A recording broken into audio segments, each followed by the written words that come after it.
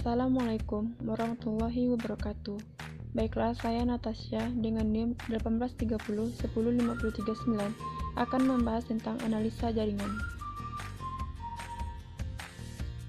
Yang pertama yaitu definisi jaringan. Sebuah jaringan terdiri dari sekelompok node yang dihubungkan oleh busur atau cabang. Contoh jaringan adalah sistem jalan tol, jaringan telepon, jaringan rel kereta api, jaringan televisi, dan yang lainnya. Jalur adalah urutan busur-busur tertentu yang menghubungkan dua node tanpa bergantung pada orientasi busur-busur tersebut secara individual. Jaringan yang terarah adalah jaringan dengan semua busur terarah.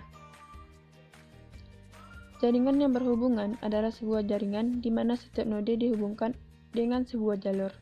Siklus adalah jalur yang membentuk sebuah loop, yaitu jika jalur tersebut menghubungkan sebuah node dengan dirinya sendiri. Sedangkan jalur kritis adalah jalur yang jumlah jangka waktu penyelesaian kegiatan-kegiatan terbesar. Istilah-istilah dalam analisa jaringan. Yang pertama itu activity atau kegiatan, yaitu suatu pengerjaan atau tugas di mana penyelesaian memerlukan biaya, waktu, serta fasilitas tertentu. Biasanya diberi simbol anak panah. Yang kedua yaitu event atau kejadian, yaitu permulaan atau akhir dari suatu kegiatan. Biasanya diberi simbol lingkaran dan biasanya lingkaran tersebut disebut node atau simpul.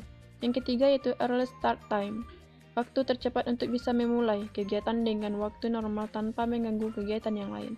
Yang keempat yaitu early finish time, waktu paling cepat untuk dapat menyelesaikan suatu kegiatan dengan waktu normal tanpa mengganggu kegiatan yang lain. Yang kelima yaitu latest start time, waktu paling lambat untuk bisa memulai kegiatan dalam waktu normal tanpa mengganggu kelancaran kegiatan yang lain. Yang terakhir itu latest finish time, waktu paling lambat untuk menyelesaikan kegiatan dengan waktu normal tanpa mengganggu kegiatan lain. Manfaat analisa jaringan. Di antaranya yaitu pembangunan rumah, jalan atau jembatan, kegiatan penelitian, perbaikan, pembongkaran dan pemasangan mesin pabrik, kegiatan-kegiatan advertasi, pembuatan kapal, kegiatan-kegiatan penataran. Yang kedua yaitu kasus penentuan rute terdekat.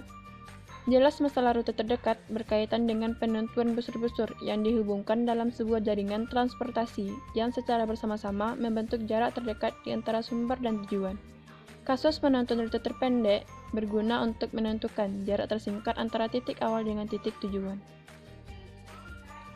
Langkah-langkah menentukan rute terdekat. Yang pertama yaitu tetapkanlah simpul awal dan simpul tujuannya. Yang kedua, pilih simpul dengan rute terdekat dari simpul awal yang telah ditetapkan. Yang ketiga, tandailah simpul yang telah dipilih sebagai tanda bahwa simpul tersebut adalah rute terdekat. Yang keempat, tentukanlah dan pilihlah simpul dengan rute terdekat dari kumpulan simpul-simpul yang berhubungan langsung dengan simpul yang telah ditandai tadi. Yang terakhir yaitu ulangi langkah 2, 3, dan 4 sampai seluruh simpul bergabung dengan simpul yang telah ditandai.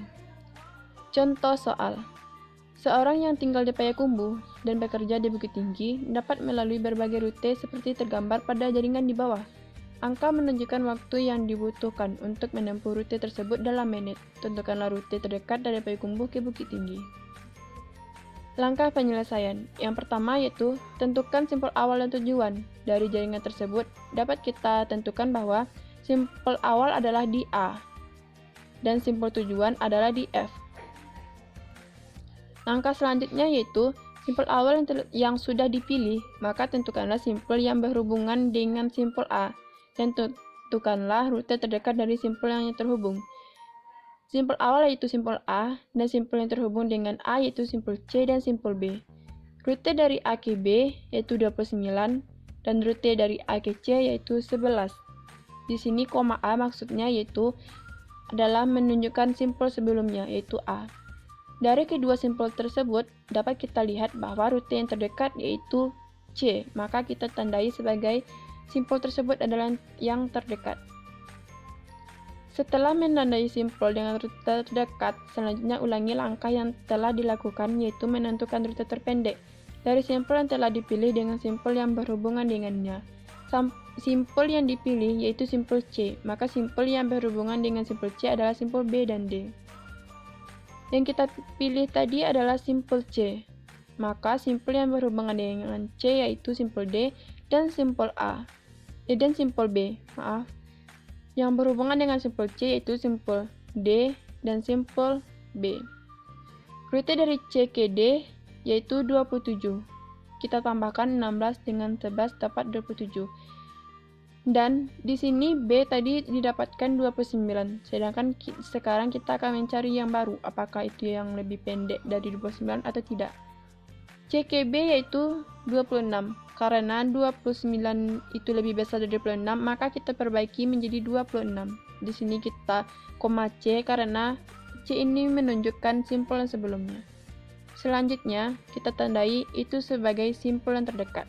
Karena 26 dengan 27, yang terdekat adalah 26. Selanjutnya, ulangi langkah sama dengan sebelumnya. Yang ditandai adalah simpul B, maka kita lihat simpul apa saja yang berhubungan dengan simpul B, yaitu simpul E dan F. Yang kita tandai tadi adalah simpul B, maka yang berhubungan dengan simpul B adalah simpul tujuan, yaitu F, dan simpul E. Simpul B ke F, yaitu 43, sedangkan simpul B ke E, yaitu 30. Karena simpul F ini langsung ke simpul tujuan, maka kita tandai ini terlebih dahulu karena ini adalah simpul terpendek.